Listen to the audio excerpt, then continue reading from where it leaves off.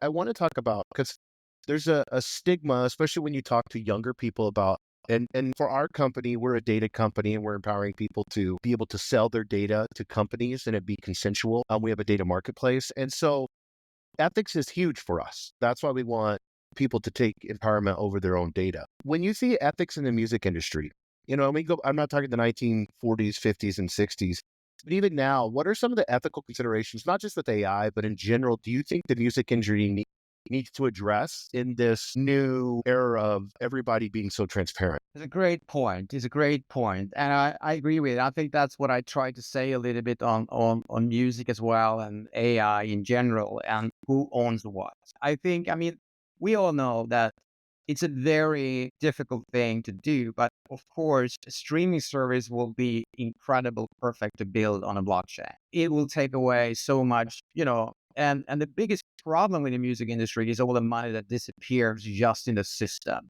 that's being Mhm.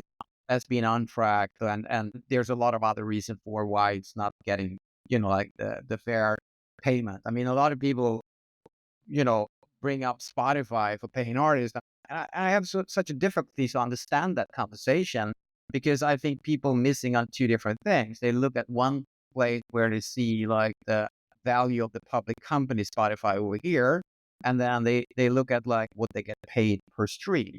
But you have to go back and say like, okay, how does Spotify do? You're like, yeah, they basically pay back 70% of all the money they bring in, and the other 30% should cover everything. And it was just last year Spotify showed profit, which means that someone has been putting in enormous amount of money into the company to pay all these artists and songwriters over a period that is actually from 2006. So Mm. you have to get things right. And the other things I would say is that it's never been more money in the music industry than now. But on the other hand, it's never been more competition than now.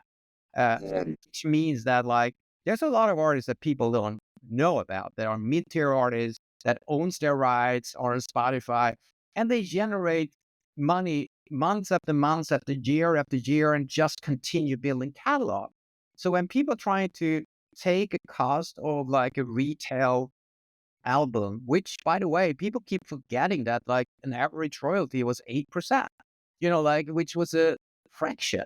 And even conversation when I have with artists as legacy big artists saying like, yeah, like we were one of the biggest band in the world, but that and that major owns us and our royalty is 15%.